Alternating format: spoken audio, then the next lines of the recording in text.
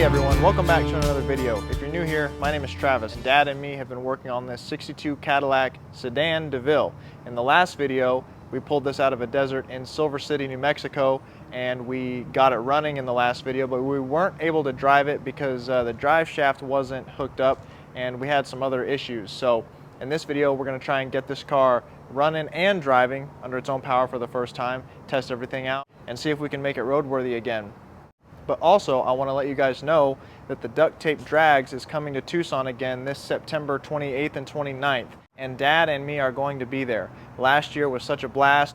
We were surprised at how many people we saw there that watch the channel, who like what we do, and it really put a face to the names. So it was a great experience, and we hope to have that again this year, and we want to let you know now so that if you were thinking about going to the Duct Tape Drags, definitely make your plans and definitely get out there, because Dad and me we'll be out there. So with that, let's start digging into this 62 Cadillac sedan DeVille and see if we can't get this thing back on the road.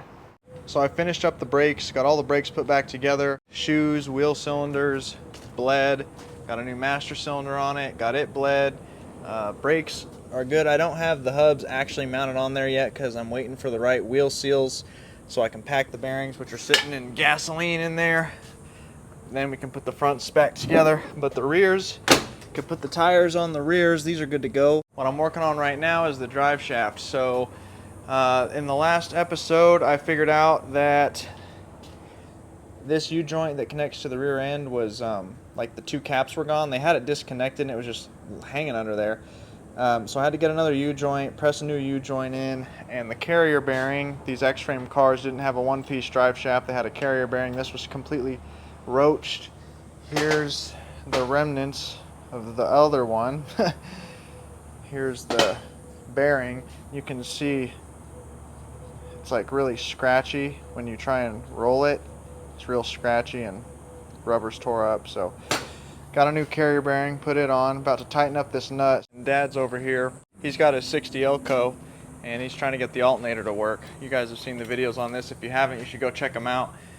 This thing was completely gutted when we got it. Yeah, so we put a small block 305 with a turbo 350 in it, hooked it all up. It runs and drives now, but the charging system doesn't work. So that's what Dad's doing right now, is wiring up the charging system. How's it coming? Oh, stupid bulb come out of the generator light. Gotta keep hook the generator up. Need to see that it's charging. Put some new grease in there or on it or whatever. You know, just help it out, I guess. I put punch marks on here and here to line them up correctly. So I'm just lining them up.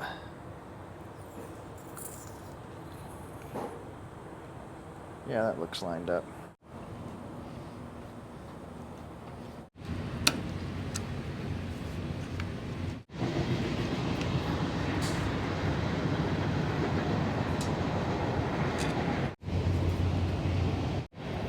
It's tight. It's made so that it can bam, bam, bam.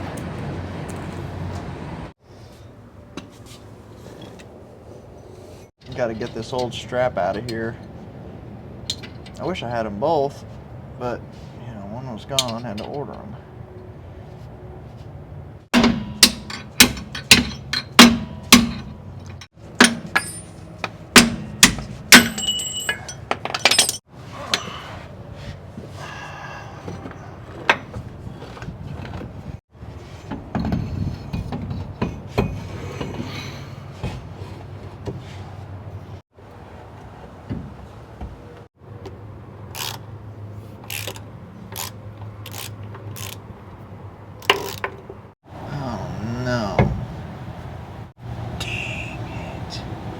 Why'd they do that? Gosh dang it. I can't use that pinion.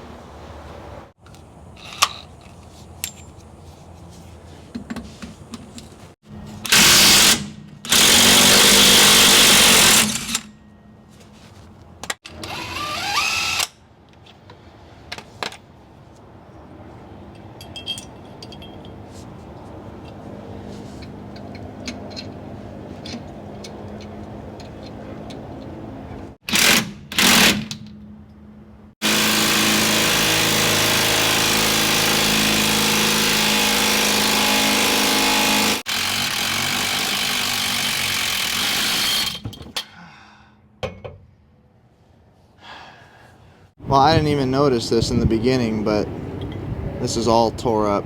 See that? And that. It's unusable. Now I gotta find one of those.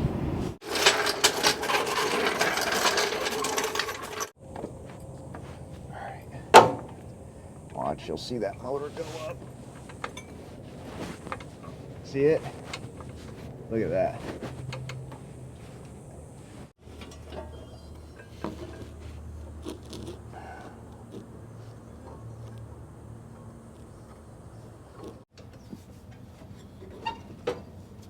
So in the meantime of trying to figure out what I'm going to do about that rear end yoke, where I'm going to get one or find one or whatever, I'm just trying to put together other stuff that I have, and I want to put this cooling system together, but I know there's rust down in here. I can just feel it.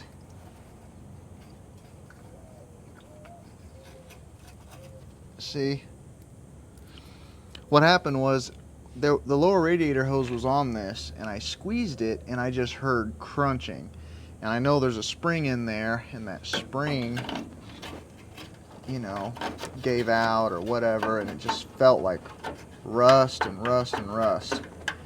So I'm trying to get as much. We haven't circulated this cooling system yet, so I want to get as much of this stuff out of here as I can, because when you fill it with water, it's going to get suspended in animation and then cycle through and plug up the cores and everything. So I know a lot of stuff down in the block, but I can't do much about that. It's kind of just cost of doing business. Can't fix that without taking the motor apart, taking the freeze plugs out. Or I'm sorry, you don't have to take the motor out to do the freeze plugs, but getting to these freeze plugs underneath here is a real pain. And if they're not leaking, I'm not touching them. All right, so let's run some water through this.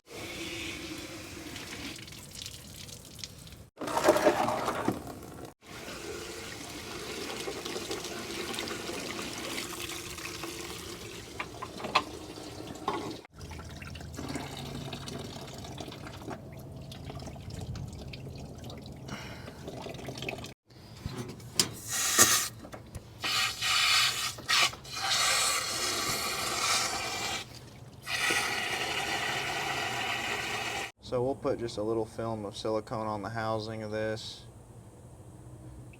rub it around, and I'll put this housing on.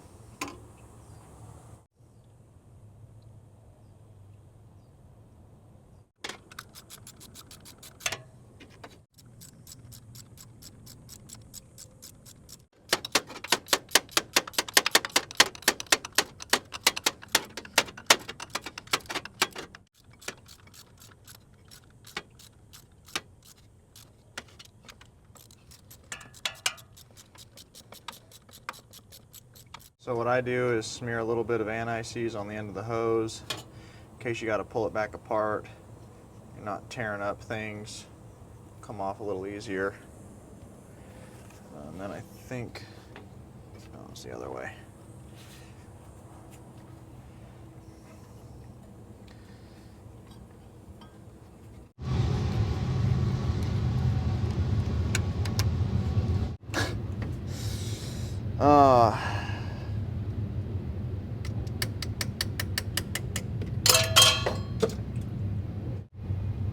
I'm not taking it back apart. If it overheats, we'll put it in.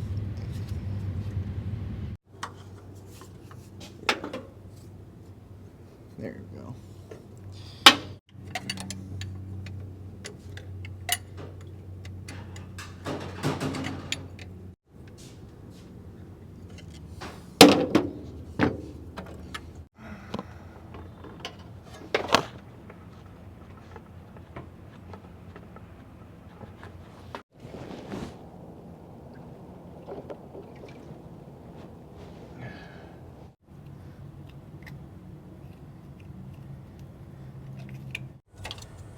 I do know this thing is low on power steering fluid.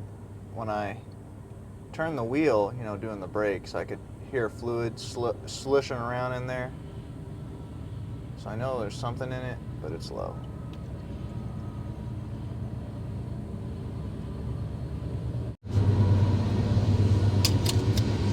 Alright, now she's full. So the cooling system's been sitting full for a few hours now. Hasn't leaked out any on the ground that I can see. So I'm gonna start it up. Hopefully, actually, I gotta hook the battery up, and then we'll start it up. And we'll let it run, and it had a misfire. So I wanna see if we can find it and see if it's a plug, fouled out, or what it is. Let's give it a shot.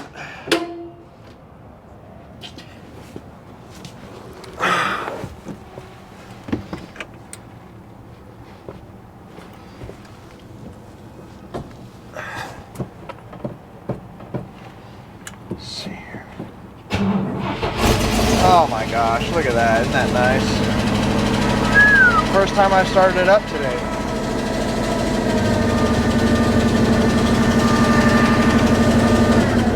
There we go. Oh, you hear that power steering?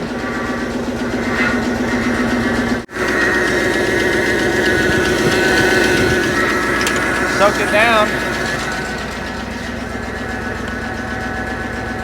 This is tranny fluid, not marble, by the way.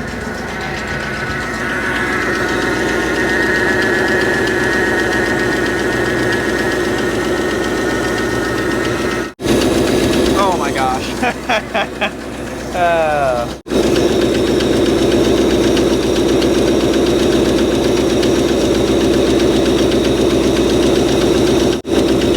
Alright, I can see it coming up in there. Got some water coming out of here. Probably because it's just getting warm. Like it's just expanding the water. Kind of weird, it doesn't really look like it's moving in there, even though there's no thermostat in it. It should be cycling.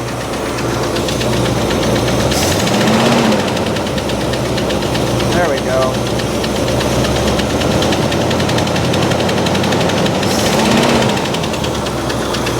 Yeah, I don't hear it anymore.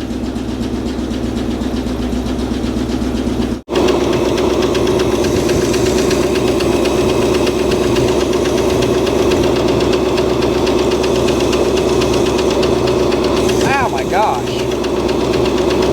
Well, that didn't change anything about the idle, so it could be that one. We'll leave that off. Oh, I hear it change. Not that one. Hear it change.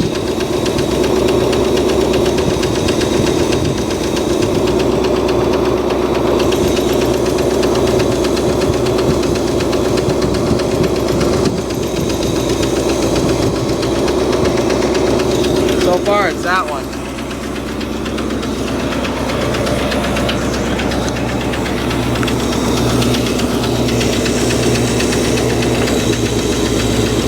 Yeah.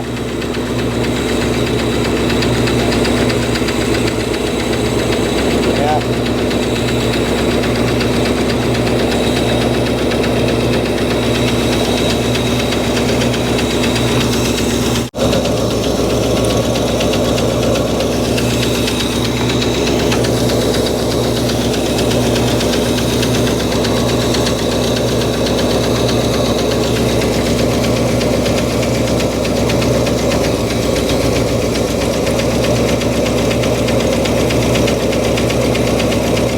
So it's over there, it's number one. What is going on? Whoa! It's hot. Pretty wet. I don't know, we'll wire wheel it off, and I'm kind of curious to check the compression on that and see. So let's clean this off, let's check the compression, see. Take this coil wire off so nothing funny happens. I'll just put that over here.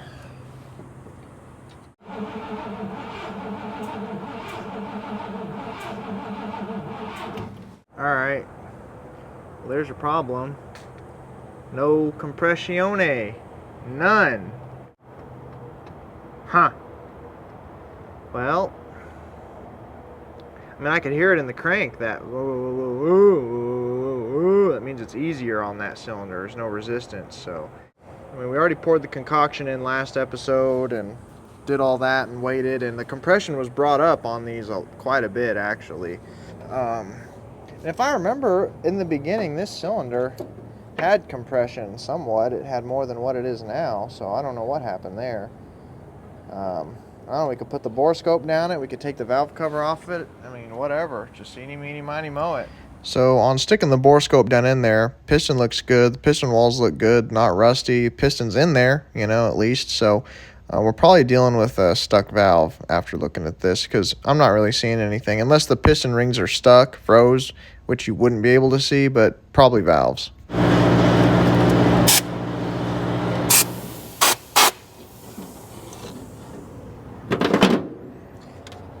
I think we're gonna have to cry uncle and take the valve cover off, see what's going on under there.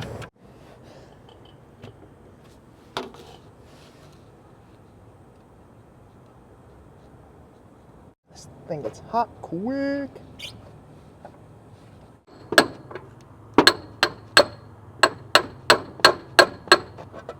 It's not sticking.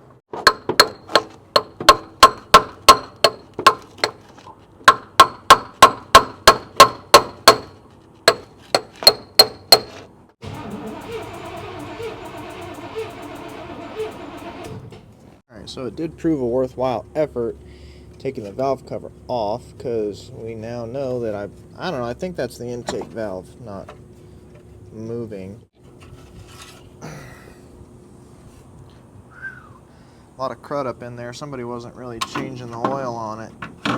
You see that one's straight, and that one is totally bent off to the side.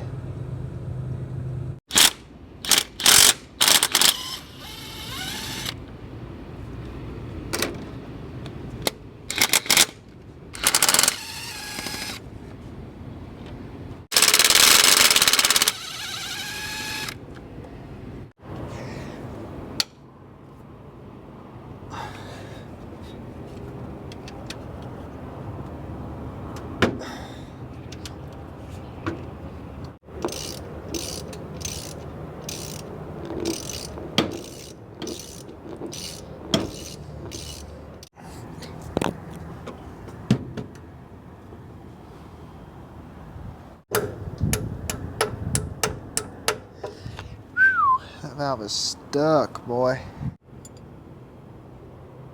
Oh yeah. Yeah, it's pretty bent, man.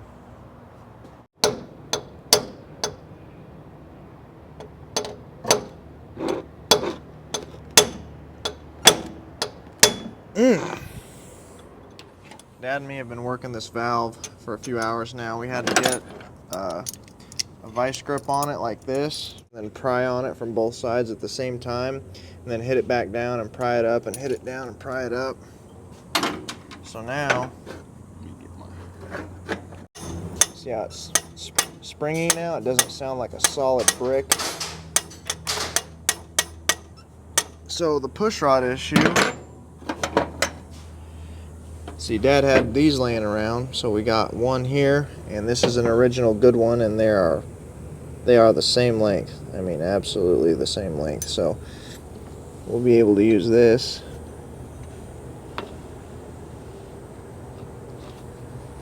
Put the original one in.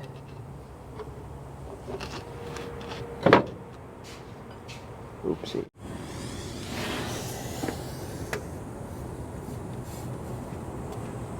All these in their respective holes.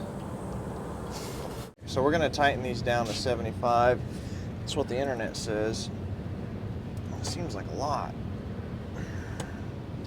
I was thinking more like 50. Seems a little tight. Yeah, I'm not doing 75. That's way too tight for these. Better unloosen that a little bit. Maybe 45 or 50. Yeah, I'm going to do 50. Why do you need 75 on those?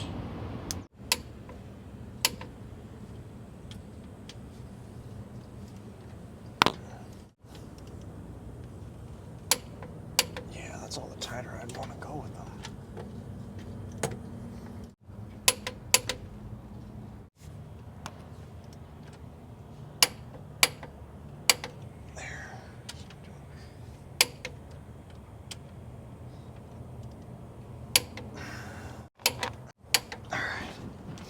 Put that plug in, run it without the valve cover. Well, what you're running compression, you still got the compression gauge down here? See if it's got compression. Yeah, sure.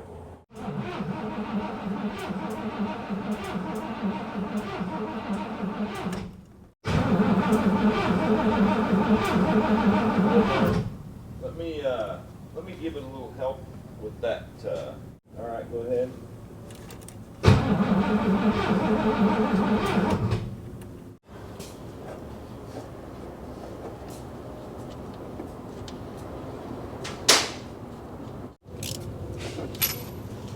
See if it gets any better.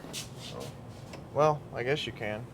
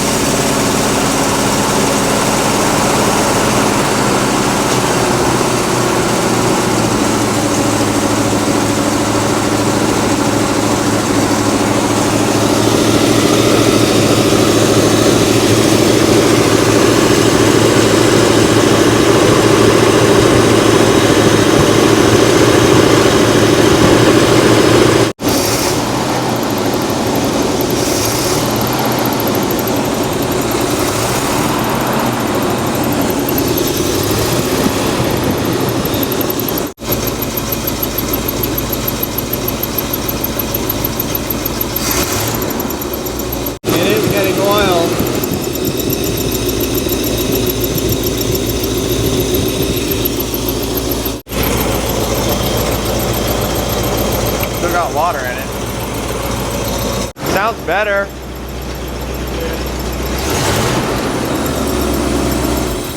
Let's see if it's picking up any compression. I mean, I can still hear it missing. So I've been running it for a little bit now, and I think it's picked up that cylinder. It may still be weak, but listen to it. Hear it change? Hear it pick up? So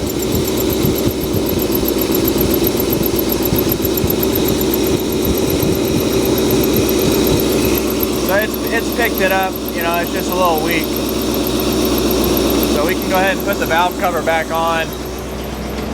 This valve cover gasket tore. Let's see, where did it tear? It tore in one spot right here at the very top. Dad had another one. Oh, you know, always coming to the rescue, you know that. Where is it? Right here.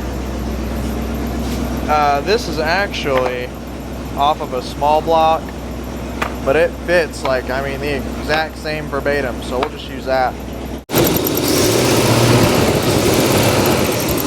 Sweet running motor.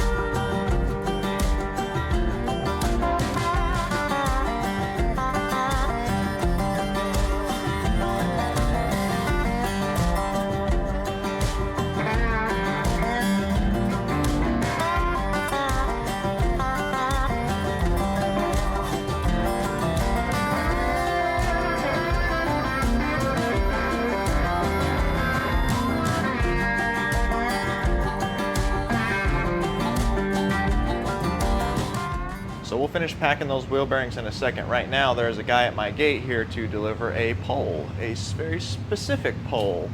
So let's let him in real quick. No, you can pull forward.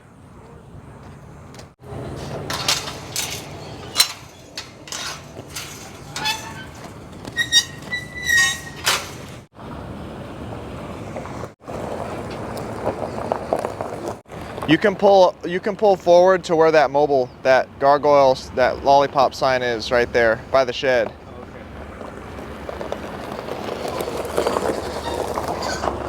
Check out that old telephone booth. That's cool.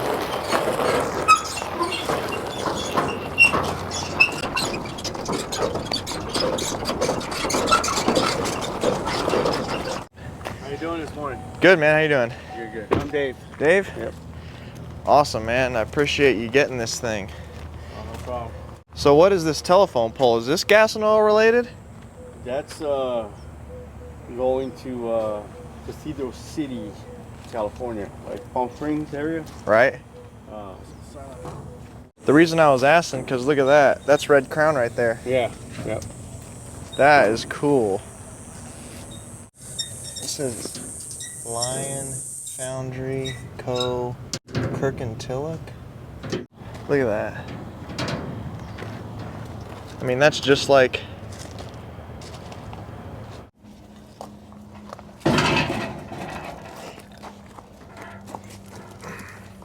right here's good.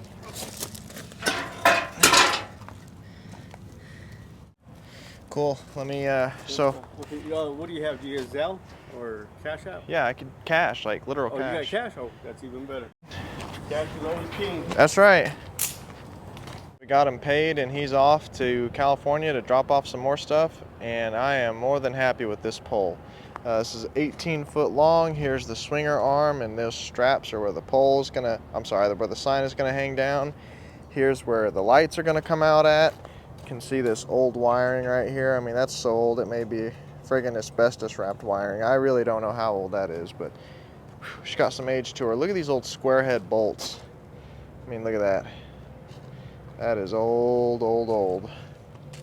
And the pole gets a little wider as it comes down to the base. You got your bolt cover here, and it's just the same octagon shape. It's in good shape. Really happy with this. Wires, you know, for the lights coming up through. When we put it in, I got my conduit. I'll have to get some of this out of the way, but run the wire through there and up through the center, and we'll light it up. And you're wondering, you got the pole, but you don't have the sign. I'm gonna be getting the sign in a few weeks, and it's a sign I've wanted really, really bad. It's an Amlico sign. A lot of people haven't heard of it, but it's a really cool sign. I'll put a picture up of it here. I'm gonna have to go to Lubbock to get it. My favorite part about this pole is that it's stamped with the maker. It says Union Metal. Union Metal, I've actually heard of them because I tried to buy some old light posts from a guy, like street lamps from the 20s. They had that stamp on there, Union Metal. Union Metal made light posts. I guess they also made gas station poles, but this right here is, I mean, it is solid. Cast iron, American made. What a beautiful piece of history to have. Very happy to have it. Something else. All right, so I just had to drive an hour up to Casa Grande. I just got here to this place called Desert Valley Auto Parts. It's a junkyard. And I'm here because they said they had that rear end yoke that I need. And I might give you guys a little tour around this place. I've never showed it before. I've known about it for a long time. I've been coming up here every once in a blue moon for years, since I was 13. So let's see if they have this thing. Hopefully they do. So he said all the Cadillac stuff and the part I need is going to be over here in the middle of this field. But they have a whole yard, their first yard. So this yard over here is like their second yard that is sort of newer. This yard over here is where we always used to go for stuff. I mean, it is humongous. I'd say it's probably the biggest scrap yard for old cars pre-1980 in the entire state of Arizona. I mean, they run a big operation. They got a lot of cars. So he said past the RV that's in a big field, there's a big white gate that's open, and then all the Cadillacs are seventh row on the left. There's a bunch of caddies, I guess. So I don't know, it must be row 1, row 2, 4. This is the 7th row. He said there's a bunch of caddies. This is Buick. All I see is Buicks here. Buick Electras, Buick, Chryslers. Yeah, this is definitely not Cadillacs. Let's back up. Oh, here we go, Cadillacs.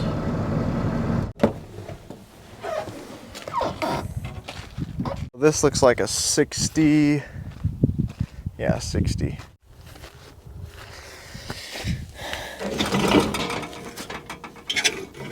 And that's what I need right there. I wonder if there's one with a rear end that's like out of it on the ground or something, because I could pull that off, but I'm just trying to be lazy, I guess.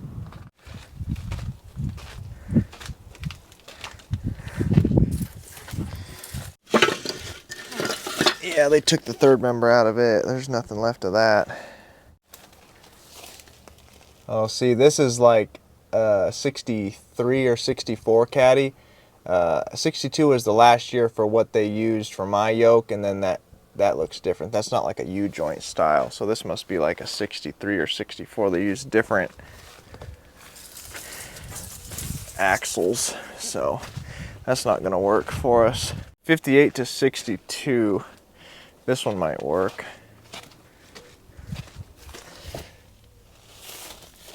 Yeah, let's see, there's one right there. Wow. They hacked that thing right in half, didn't they?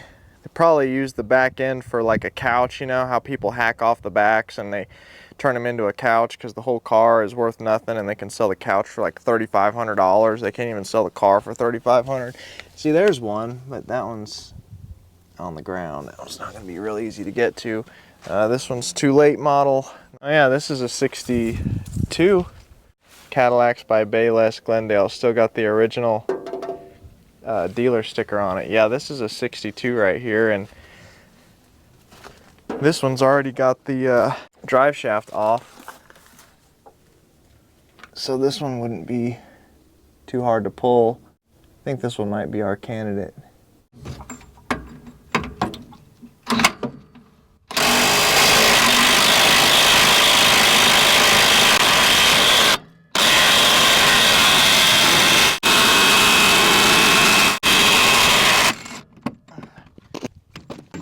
Wow, that almost did not come off. I was worried about that.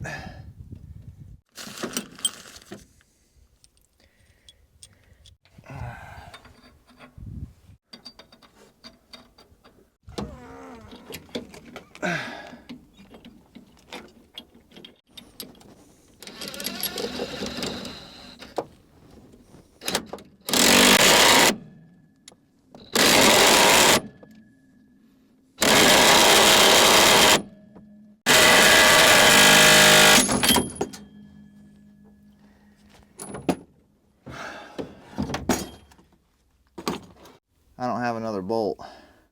Dang.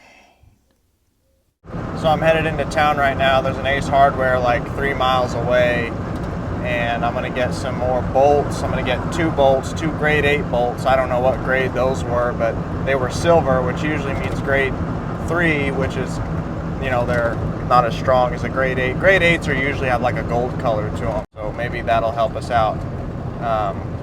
Maybe if I get the grade 8 bolts and I put some pressure on it, tighten it up, and then I tap on it, it might crack it loose. Before I left, I put some PB Blaster all over that thing. So maybe we can work it a little more and get that thing loose.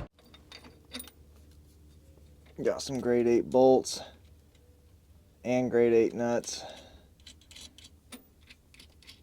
Put both nuts on, the grade 8 and the other one. You know, double nut it up, because it's obviously not wanting to be nice.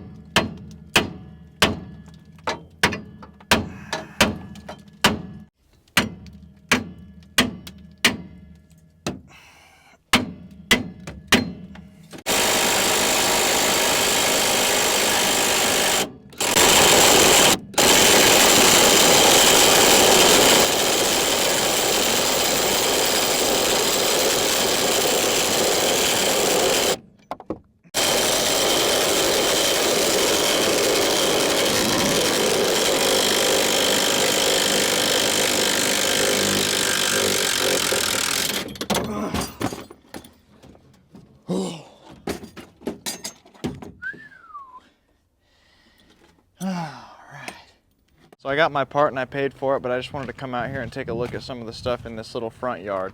This front yard where that faces the road, where all the cars go by, is where they put all like the nicer stuff that's complete, where they try and sell the whole car. And then, you know, in the back there is where the entire, I mean, this is like not even 1/20th of their yard. But I passed by this and this thing looks pretty friggin' clean. No whack used cars, dealership plate. I always like seeing those plates. They're always interesting to me. This thing looks actually really clean. I like caddies. I love caddies. I'm just a big caddy guy. Look at how straight this car is. That's straight. Doesn't look like there's a lot of rot on the bottom. Wow.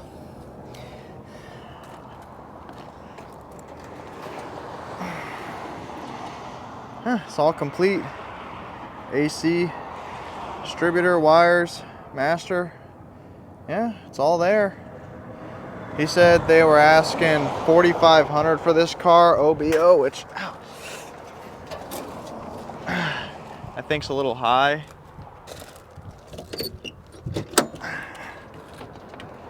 Considering that, you know, it needs everything. I mean, it's complete, but, and he said that they're filing for a title, but they don't have a title yet. So right now this is titleless, and it sometimes takes a while to get a title. So I mean, I paid $2,300 for that caddy I'm working on right now, and I had a title, and it was just as nice or nicer than this one, minus the windshield. My windshield's cracked, but yeah, it's all there. This is an old Super 88 station wagon. This is cool. I like these old station wagons, this era that had the rear-facing back seat. I always thought that was cool. Oh, this is cool. I know where this came from.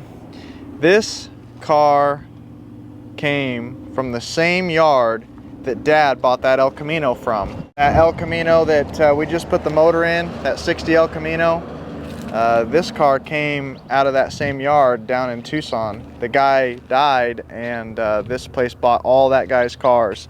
My dad bought that El Camino off the guy before he passed, but after he passed, he had other junk or cars or whatever, and this is one of them. I recognized it immediately. This was out front by the road, and that's why they have it out front by the road, because it was complete. And I actually wanted to buy this car when the guy was alive, but he wanted too much for it. See, they got $3,500 on it. I mean, it's a four-door, it's a sedan, you know, it's a Pontiac, it's a Catalina. It's cool, but you know, it's just not $3,500 cool for what it is. You know, I mean, again, it needs everything.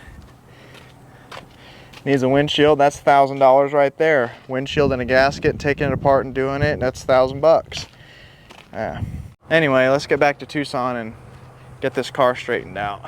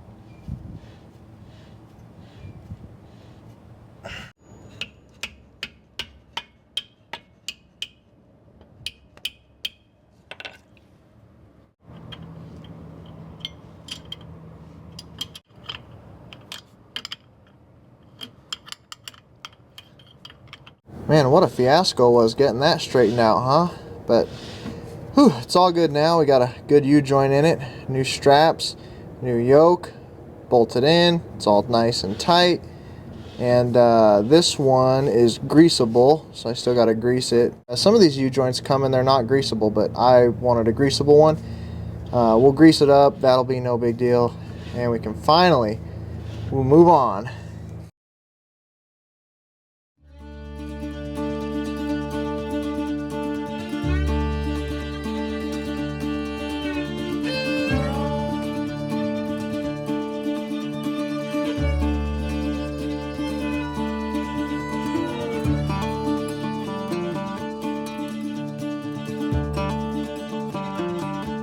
Now we can finally put the tires on. That's like my favorite part. Get the other one underneath.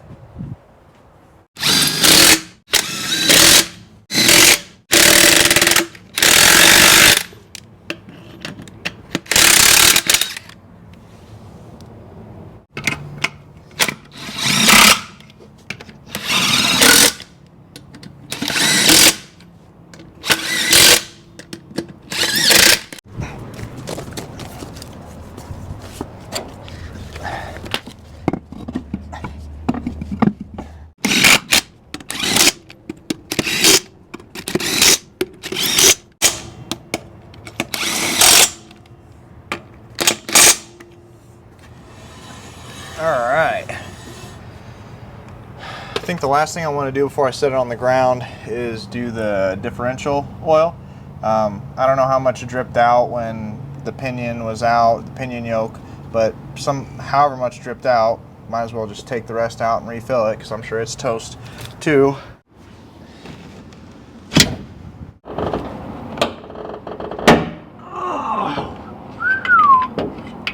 I don't think Crescent Ridge is going to do this one.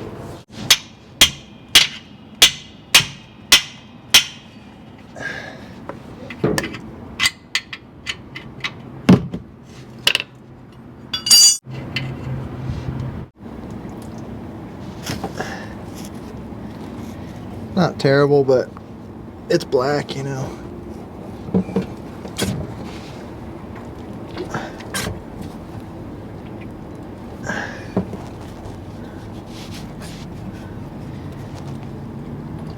Yeah, it was time.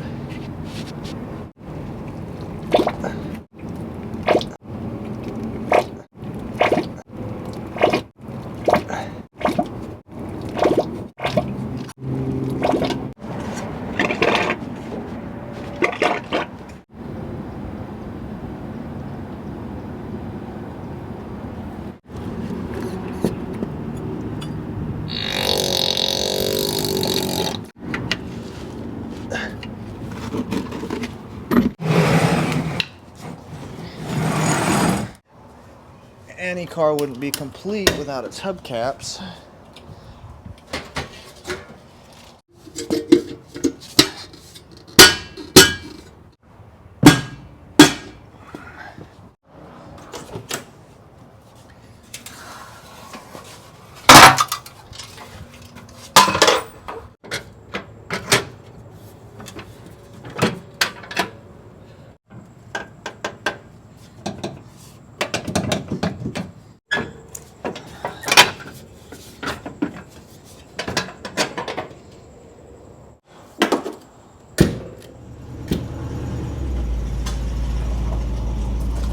Power steering works beautiful.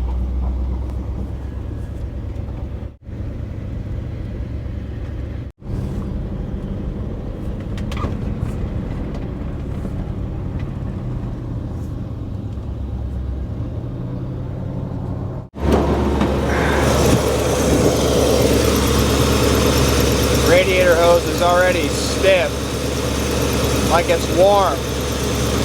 Wow.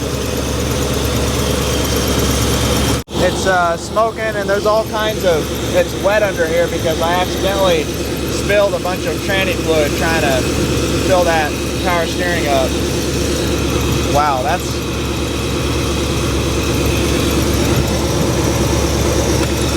trying to get kind of warm already. It's probably going to need a water pump.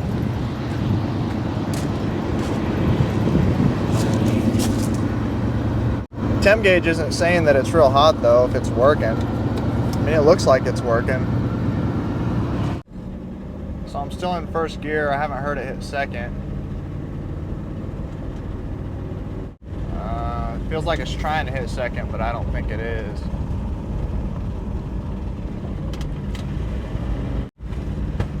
Oh, it's backfiring a little bit. Let's turn this thing around.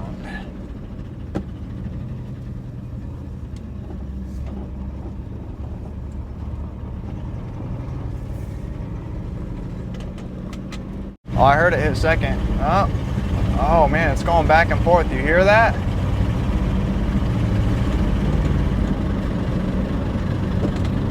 It's not sure what it wants. Maybe it's low. Maybe I checked it, you know, when it was off. Maybe we need to check it when it's in neutral now. Yeah, because it's like going in and out of second. I can feel it lurching, you know.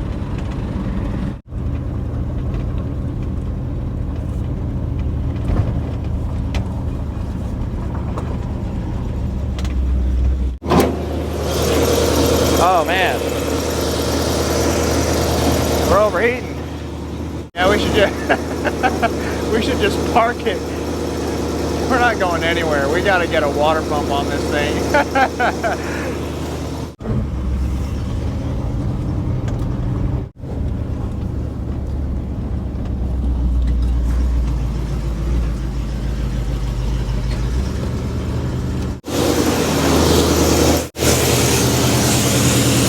Still want to check it though.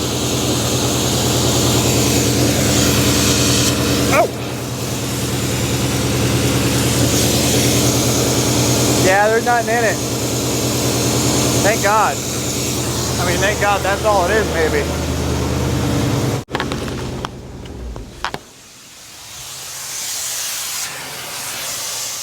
So it's been a few days since we did that first test run. I got it pulled up here under the carport. And I haven't worked on it for maybe a week or so because I've been working on that video for the 74 truck, which is already out now, which most of you have probably seen already. But before I call it, you know, and say, oh, it ran and drove, that's the end. It didn't run and drive properly, you know. It was overheating within the first 5 minutes. I mean, it wasn't even just creeping up there a little bit, you know, maybe it's getting a little warm. Like, no, it was immediate. Like, it started up and just got hotter and hotter. And it's leaking out of the power steering pump. So I want to fix the power steering pump and I want to fix the overheating problem. And for that, I have a couple of kits from Caddy Daddy here. So it's good that we did the video on the 70 Ford because I really have been putting off wanting to work on this and really dig into it. Since it already runs, you know, it's like hard to want to take things apart since it's already all together. But if you want to buy one of these rebuilt, it's like $350 because it's like, it's hooked to everything. It's all over the front of the motor. Power steering pump's gonna have to come off. It's just a big job. So I got under there and opened up the petcock, and while the water is draining out from the radiator and the block, I'll just start buzzing the rest of this stuff off.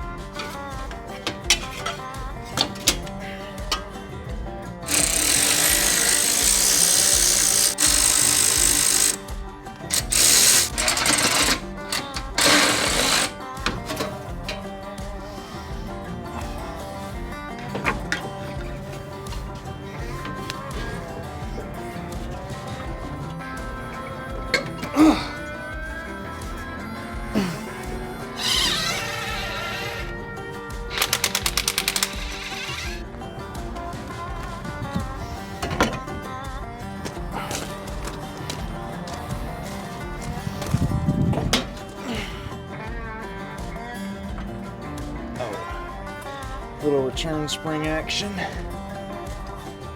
All right, set this on the bench.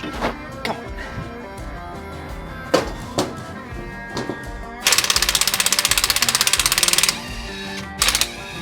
With these water pumps, my 56 is the same, I think, as this one. Looks very, very similar. You have different depths, different shoulder depths. So these bolts are different sizes, some of them. You screw one in too fast, having it in the wrong place, and you might bottom out and hit something, and bam, you know, your day just got turned into actual weeks of work.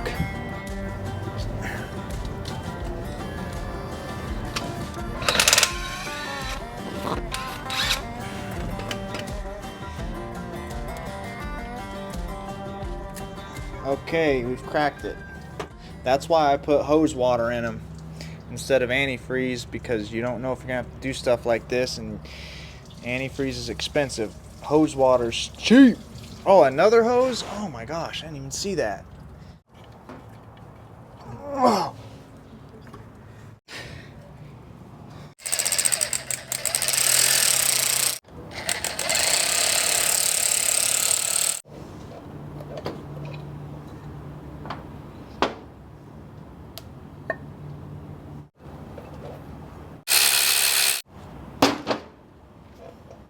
Why is that impeller wheel so elusive? Nowhere in the water pump can I see it.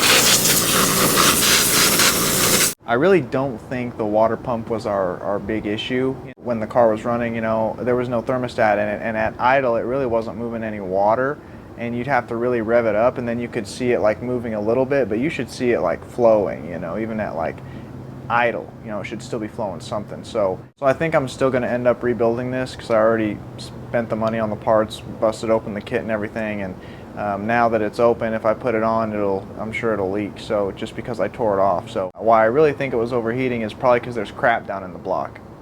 A radiator could be plugged.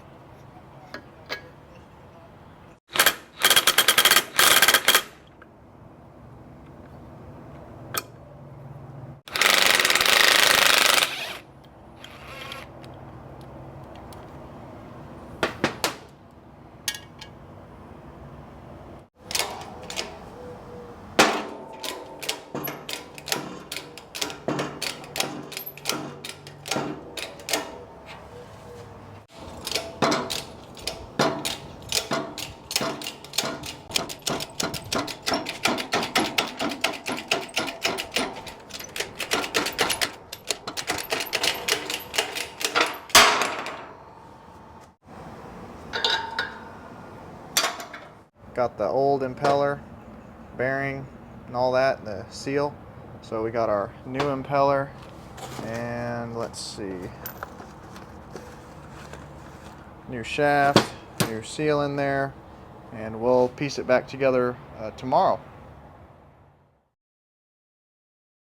First thing I want to do today is clean off all the mating surfaces really good to make sure there's no gasket material on, and to make sure they're flat as possible so that nothing will leak. The next thing to do, since we're starting the reassembly process, is we got to put the shaft back in with the bearings. But you cannot press on the shaft to press it in, because you'll press the shaft through the bearing. So you got to press on this part. So you got to kind of work this little jig where you got to have something that goes on the bearing and will push it further inside the bore, because it bottoms out inside the bore. So this actually goes past the surface of that. But this is too big. You can't press it down further than the face. So this 13/16 fits almost perfect, but it's a little bit, you know, skinnier just by a touch. A little bit in the bore. Yeah, it's going.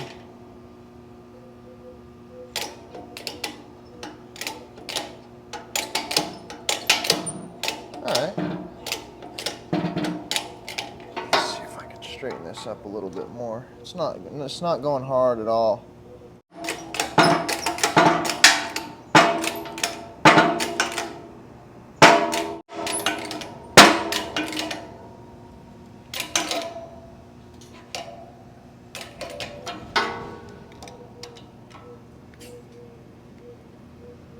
I'll be honest, I'm a little agitated right now.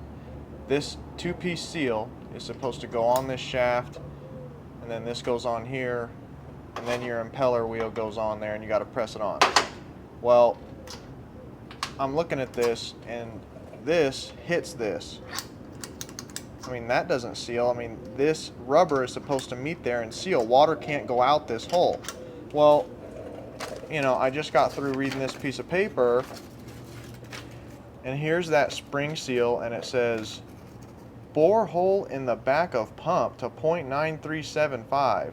Aluminum sleeve will press into the hole. Before all the hate comments come, because I'm sure there's 100 people that are already halfway through the comment right now saying, you idiot, why didn't you read the destruction manual? You should know that. You should know that. I mean, that's the first thing you do is read that thing. I mean, you made a mistake.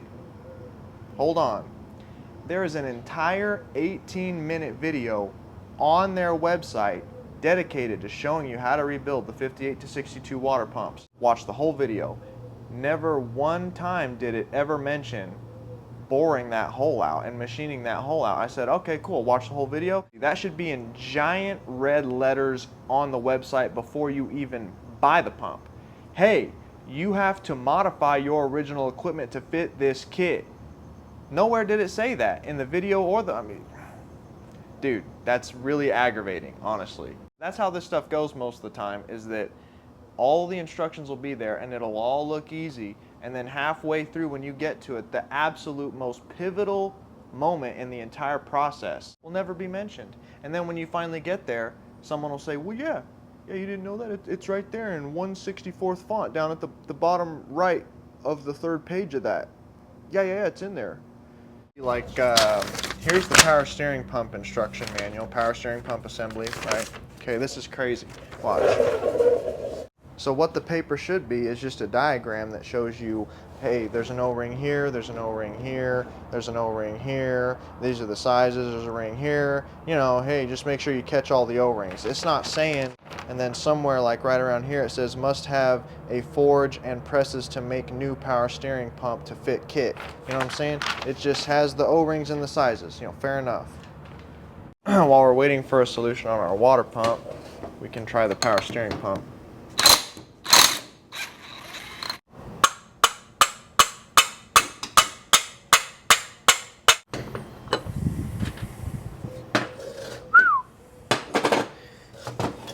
That faceplate is nasty.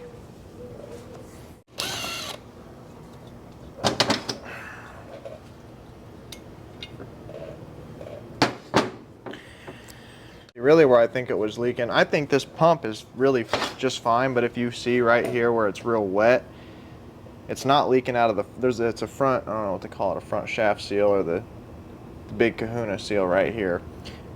It's wet right here. There's a big O-ring, I think, right around the whole perimeter of it. Yeah, it's this guy right here. I'm gonna take a wild guess and say it's this big one. And then the front shaft seal, this one right here, this like big thick one, I'm pretty sure that one goes right there.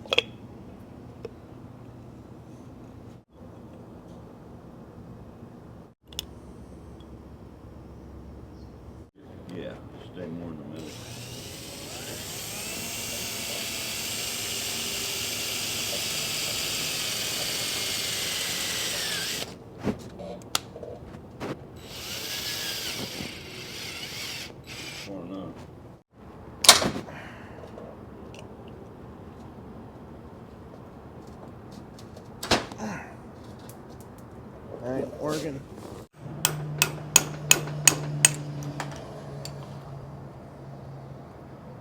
I nicked a little bit of the bushing here, but I filed it and it's fine. Here's our new seal, main front seal here.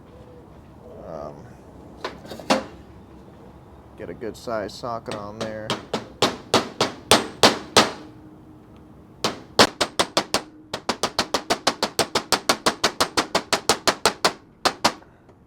Alright, that's in.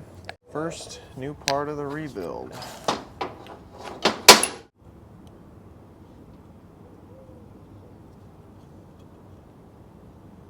So this is the new O-ring for that.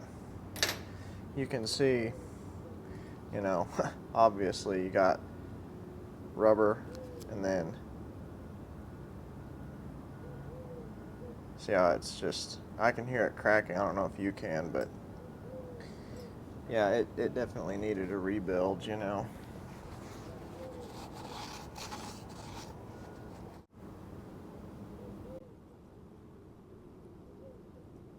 You know, it's kind of cool with these power steering pumps. I mean, you have this big old giant bracket that holds it on. Got this big old reservoir, big old pump housing, big heavy steel cast, whatever it is. And it was a big deal back in the day. You could pay extra, get power steering, had this whole system added on, the box down below, the pump up top, the extra belt, all that. And all of that hullabaloo added up to really this right here is the key to the entire equation. This is the heart of the whole thing, this little itty bitty piece. And it's got vanes. And it's offset, okay, and it's got vanes in there. So see how those vanes come out? And then when they turn at the top, they go back in. They come out and back in. That is what creates your pumping action.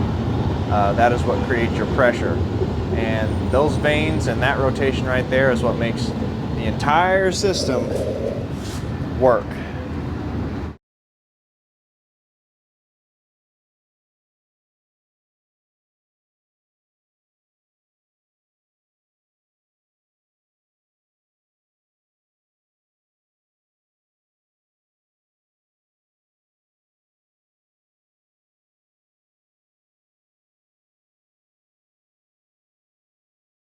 So we have the water pump back in the press. Hopefully the shaft and the bearing come out and we don't just push the shaft, because if we just push the shaft, we're in big trouble.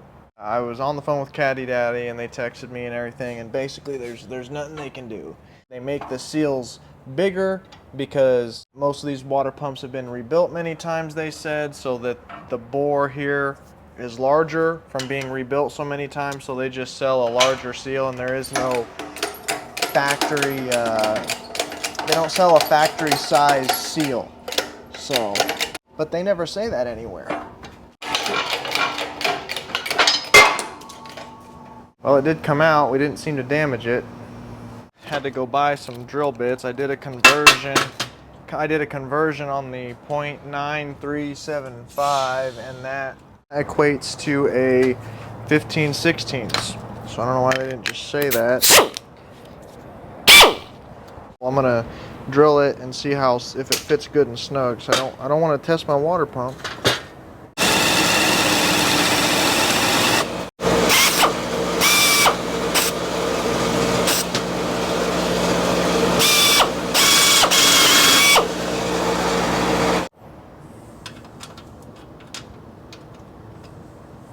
Pretty exact.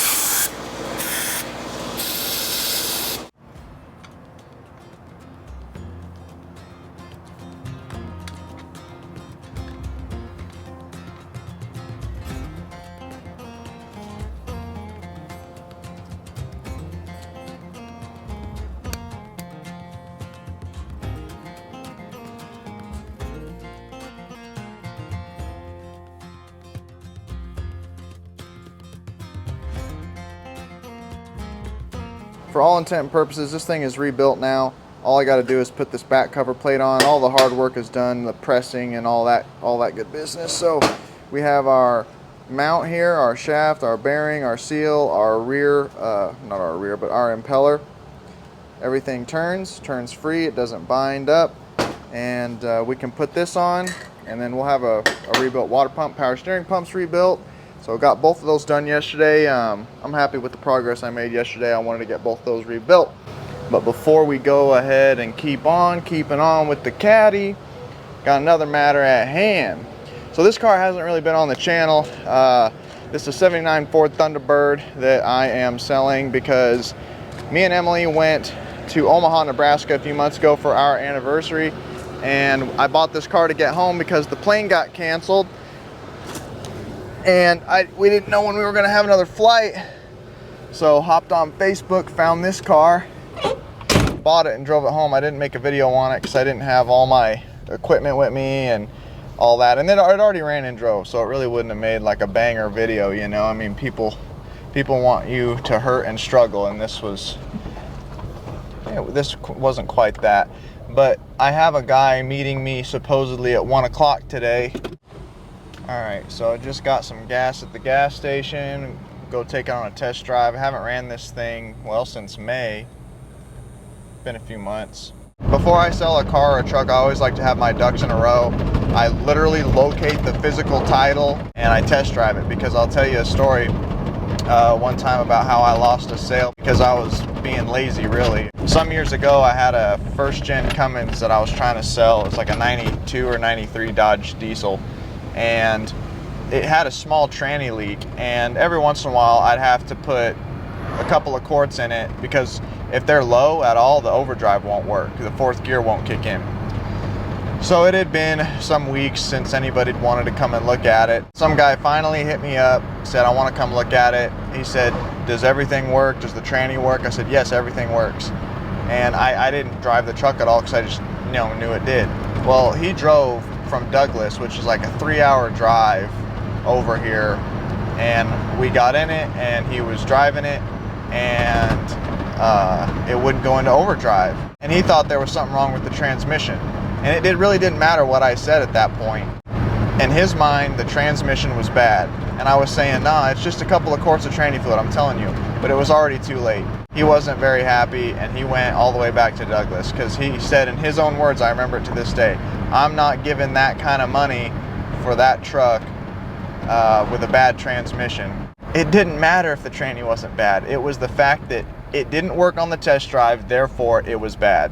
And I was only asking $3,500 for the truck at the time, which is crazy because people are asking $3,000 for a Cummins motor by itself today in today's market. So $3,500 for that whole truck is a good deal now looking back. But anyway, once he left, I put 2 quarts of tranny fluid in it and it drove fine. But I learned a valuable lesson. Never assume anything works. Never assume it's all good. Never assume you know where the title is. I want to make sure that I am not the reason for losing out on a sale. Like that if I could have done something, checked something, if I would have been on top of things more, that I could have made it happen. If the sale doesn't go through, it will be because on their end, some way or another. So I did end up meeting with the gentleman, and he decided against buying it. That's just the brakes. So back to the Cadillac.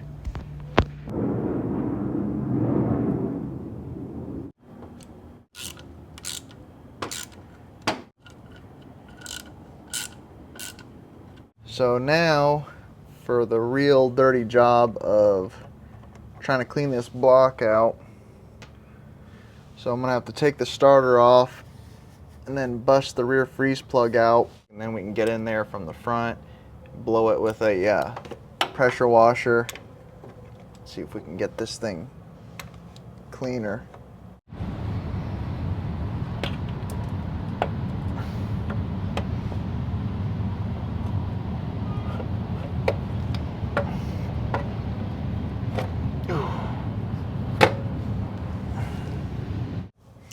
Now it's hard to even see through all this grease, but it's right here.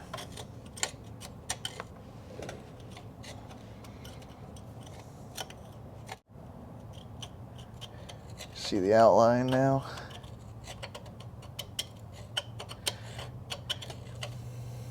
It's gonna be hard to get you guys in here with this camera, so I'm gonna just have to knock it out, get them out on both sides, and then I'll show you what's in them. So I popped the freeze plug out, and you can see what's coming out is just black tar sludge. It's not even rust colored. I don't even know how it gets to be this color, to be honest, but it's just chunks of metal and whatever. I mean, look at that. It's like mud. It's like black mud. That's what these blocks are full of, all of them, if they've never been redone.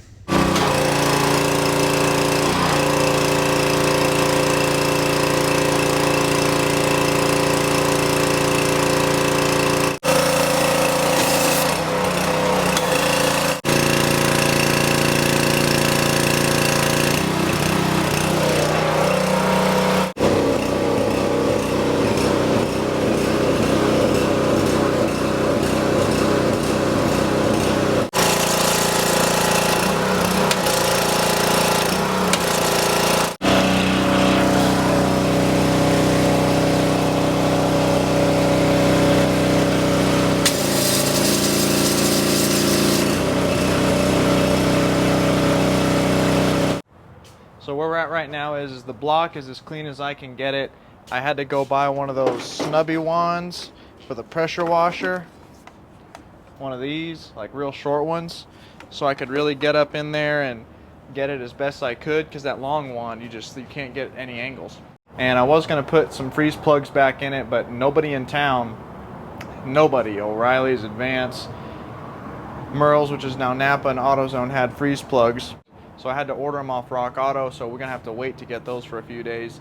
I had to buy a pack of like 25 of them. You know, sometimes they have that where you can't just buy one, it comes in like a pack. So in the meantime, I'm gonna go ahead and put the water pump back on and the power steering pump back on.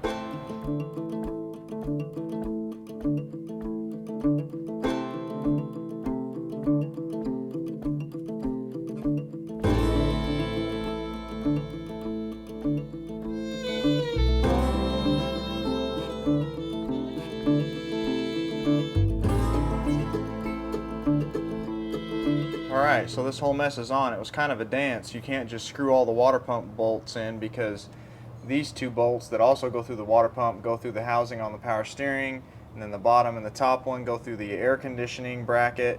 So you gotta like tighten some of them in to get it placed and not put the ones in that go to the brackets. And then anyway, it's all together, brackets and all. So I'm glad that's done now. So I just put the two rear freeze plugs back in that I popped out to clean out the block. Now I'll be able to finally set it on the ground, and we'll finish up the front end here, putting the radiator in and all the little details.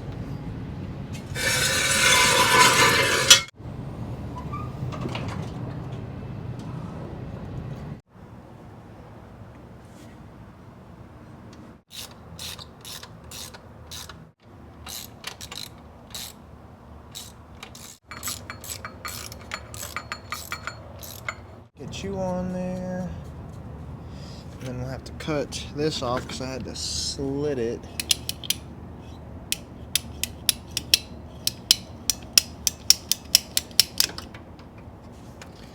Brand new. Good thing there was a little extra on there to work with. Alright, so I was about to put the radiator in, but I want to show you guys something, because just for precaution, I wanted to put some water up top here, flush it out as best I could. And so we got the hose. This should just be flowing out the bottom. It's filling the tank up top, and it's just coming out of the top. That radiator is plugged absolutely solid. It's just standing water up here in this tank. See how it's rusty? Look at that. I don't know if we can use this radiator.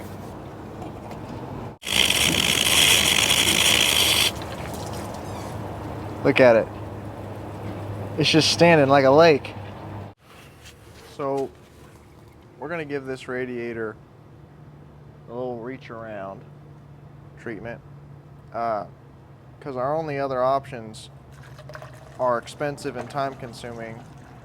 Could have this radiator rotted out in town, maybe take a week and $200 later, probably. Or you could find a radiator online. Now, Rock Auto didn't have a radiator. That means no one in town's gonna have a radiator. Get the run around online trying to buy one and wait a week, then $200 later.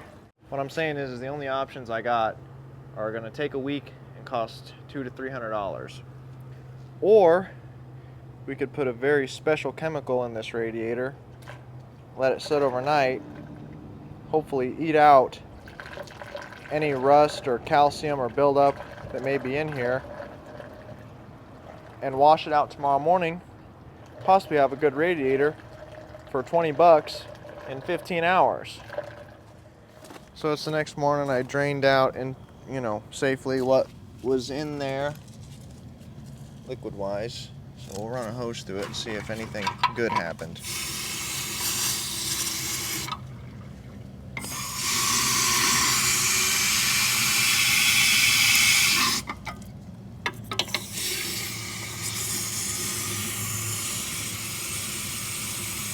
Well, the good news is it's flowing good. Look at that. It's not filling up the top tank. I do think we have a leak though.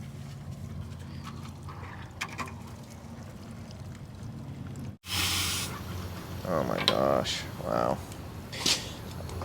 I don't know if we're gonna be able to fix that one. Look at it.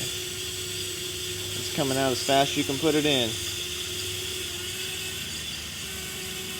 I pried some of the fins away and you can see these cores right here are just weak. I mean, it's just pouring out. Thing about it is we can spend all day trying to solder this up, but in reality that's just the beginning of it, because the rest of them are weak and you solder one up and then you put pressure to it, another one's going to blow. Tried everything we could to save it, but I really think we're going to have to call it on that one. We're just going to have to get an aluminum one and wait. So a little bit earlier in the video, maybe it's been a week ago now, I got this pole, and since then I've wired it up, which was kind of a pain actually. Got new wires, ran through the whole thing, up through the swinger arm, and there is a bracket here that holds the lights. I got conduit coming up here because I'm thinking, I don't know exactly what I want to do yet, but I want to put some kind of a light here, some kind of a beacon or something cool, some kind of a cool light here. I don't know what I want to do yet, but I put the wire there in case I want to do it. And I have the top plate off because I'm about to cut holes in it. Got the conduit ran here that's going to go underneath the sign to light it up. And the second plate is in here. This morning I've been doing a lot of measurements and seeing how I want the pole to face. I don't want this sign to face the same direction as the Fina, like face on with my front gate. I want it faced more this way and not that way, because when I'm working, I want to be able to look at it head on. And I have the plate over here. This is 1/2 inch plate. You can see I have my holes marked out how I want it, which is going to have it facing the correct way that I want it. So what we have to do now is crack out the miller equipment, crack out the plasma cutter, get it hooked up, and cut those holes out. The miller was on Facebook and it was already on a cart, and then I bought the plasma cutter separately off another guy on Facebook, and I had to modify the back of this cart. I drilled a hole right here, and then I put like this pipe and I put thread tape on it so I can just hook my air up. Just like that.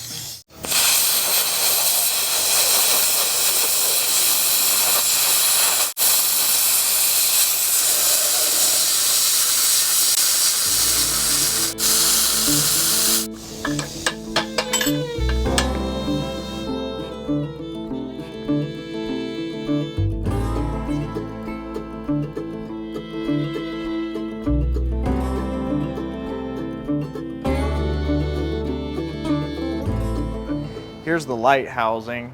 This is that arm that extends out of the pole. This sits on top. The wiring comes through here from a hole in the arm, and then this is the cap, and then this is where your two light poles come out. And both of the pipes that screw in, the 1/2 inch pipe threads, they're broke off inside there. But first we got to get this cap off, and then we'll get these out. So You don't want that. Like- Like that? You want all blue? Like that? No. Like that? More. Like that? There you go. Oh. There you go.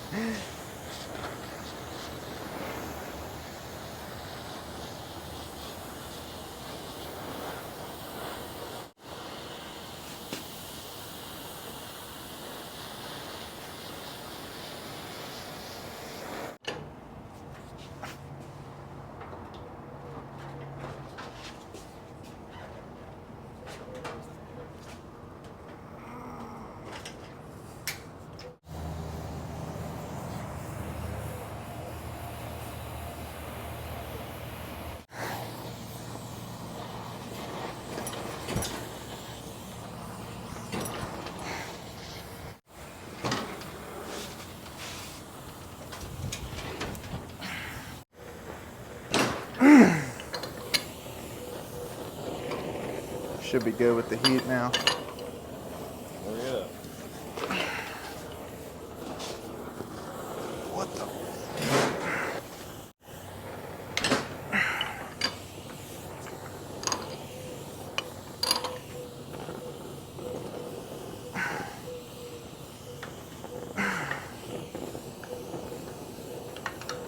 Maybe you'll unscrew it with your hand now.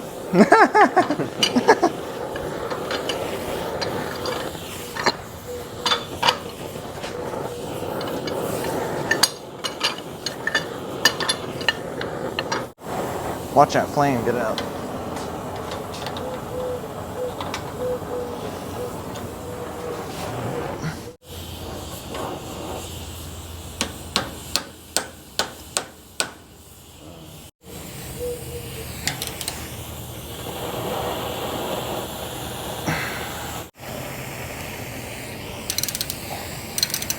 Yeah.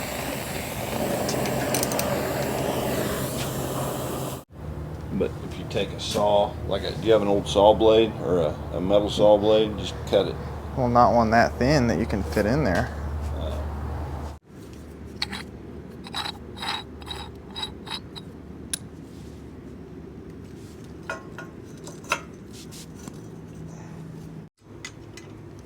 Everything is smooth as butter now, even though it doesn't look smooth as butter. It's all very functional, very smooth. All the threads, everything's rewired. It's a nice piece. It's a very nice piece. I went and bought a thread tap kit for pipe thread, and I did thread tap it. Nice. Love it. Give it a little tighten. Not a lot. Doesn't need a lot. Like that, maybe. Yeah.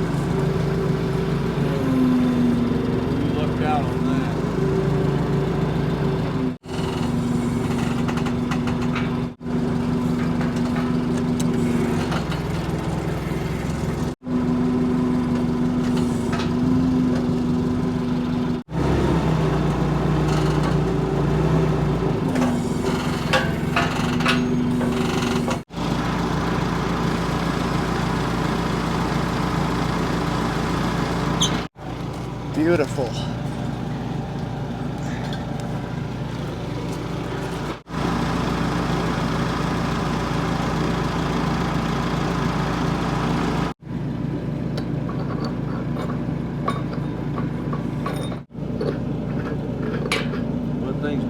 down in water for a long time. Look at that. Yeah.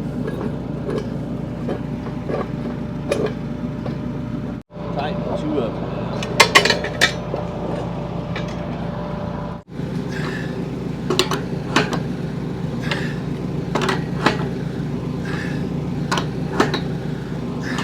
So it's all bolted in now. Had to go get some extra washers, but they're all tight. Wire nutted my wires together so that whenever you want to run power to that, it'll go all the way up the pole, all 18 feet. Light that thing up. I want the union metal to be facing. Yeah.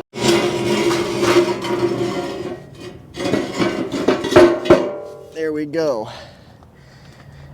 The Maker's Mark union metal's facing me. All right.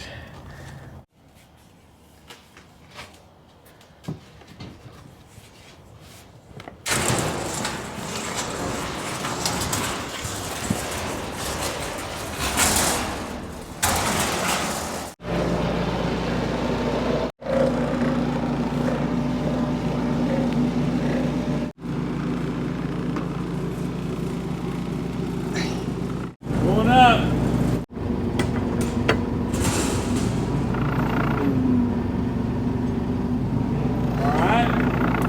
Yeah. I don't know how close that sign is to be to that pole. It's gonna be close. It's gonna, yeah, it's gonna be close.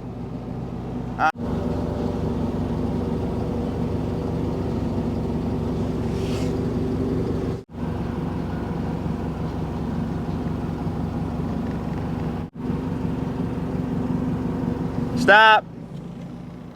Well, it is up, and I am in love with this sign.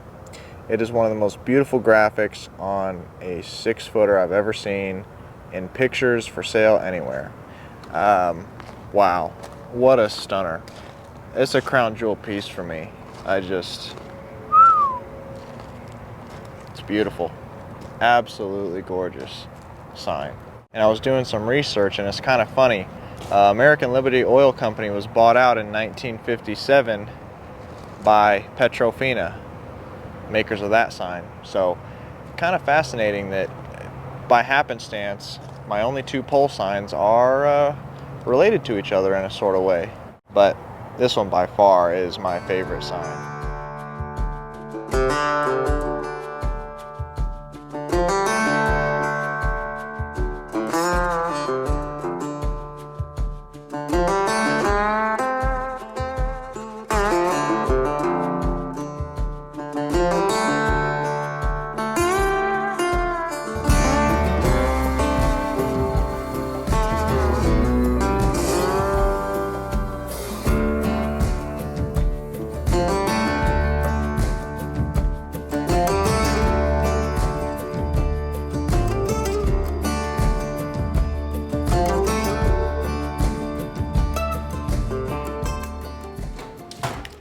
All right, finally, the moment we've all been waiting for. Radiator has just came fresh off the truck. Hopefully it fits. Take it out.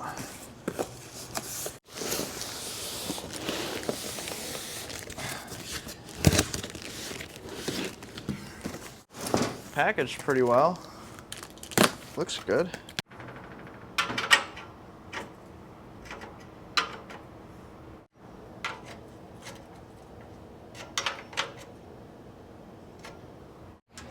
All right, moment of truth. We'll see if it fits down in the little sleeves. And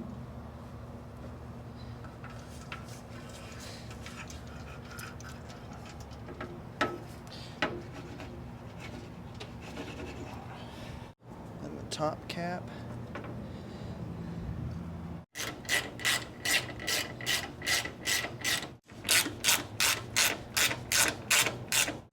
Cool. The hose outlet is a little small, but I guess a hose clamp will take that up.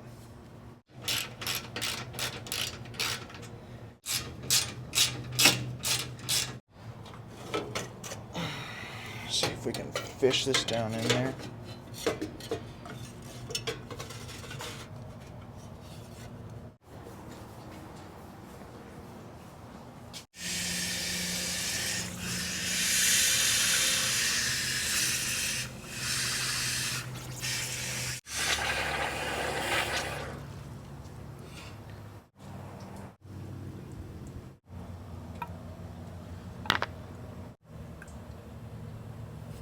All right, nothing left to do but give her a whirl.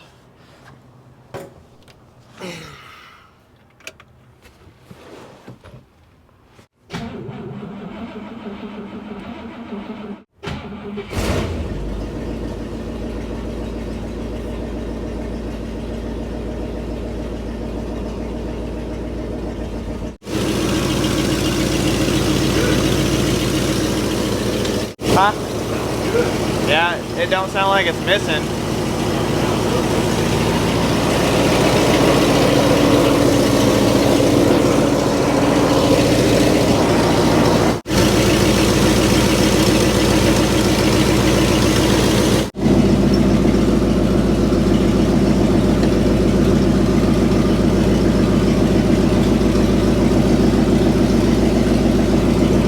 Huh. Oh, there it goes.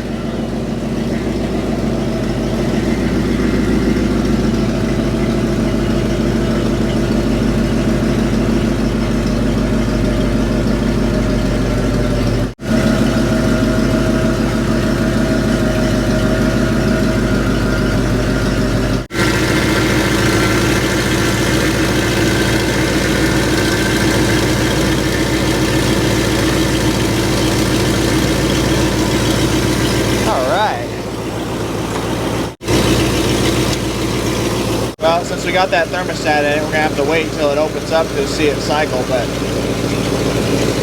we'll let it run for a bit. I'll clean some of these tools up and we'll get back with you.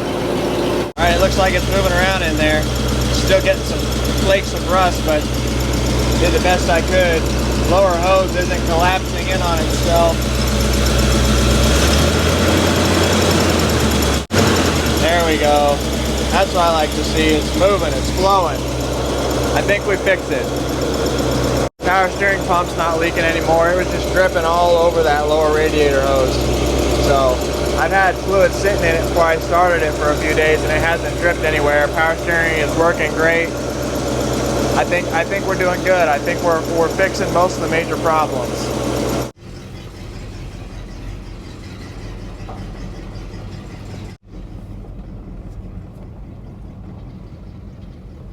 Got a very significant leak. That could either be the pan gasket or maybe the rear shaft seal, but we'll have to figure that out later. We gotta take this thing on its test drive.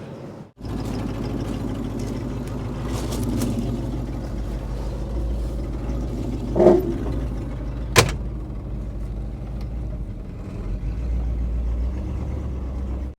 right, let's get this thing out on the road, stretch our legs a bit, see if we get those extra gears.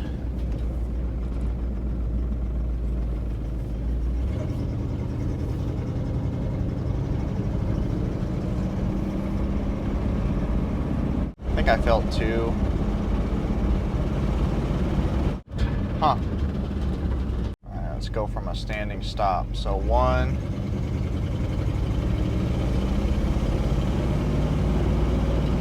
2, 3.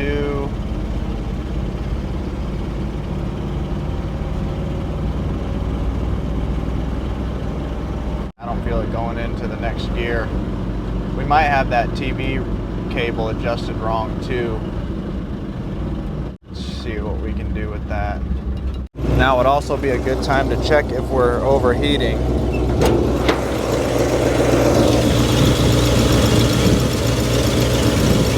Feels a little firm, but not nearly as bad as it did last time.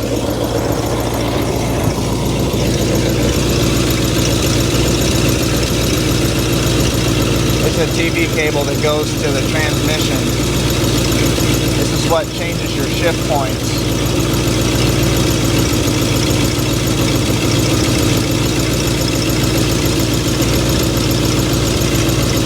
Try that.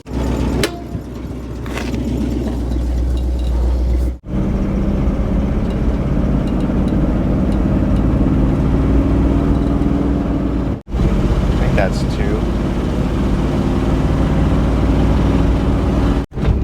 Not going into the other gears. That's not good.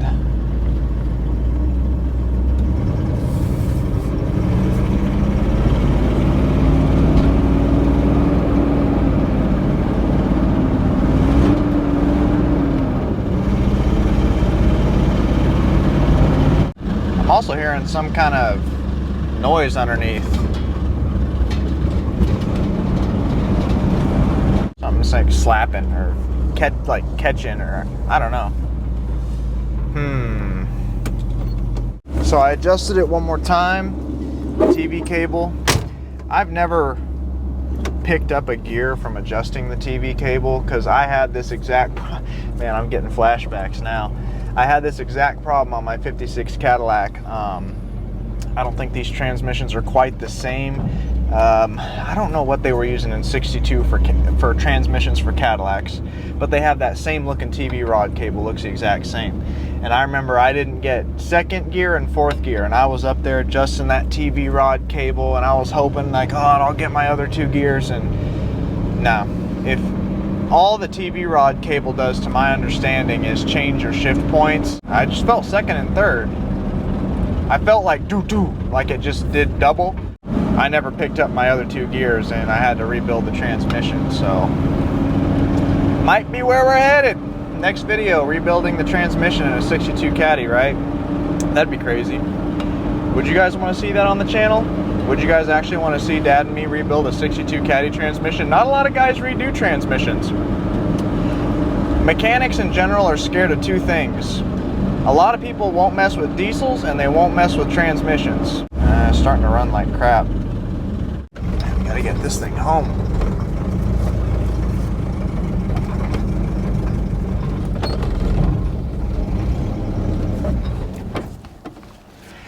Maybe not. Man, this thing has given me a lot of problems.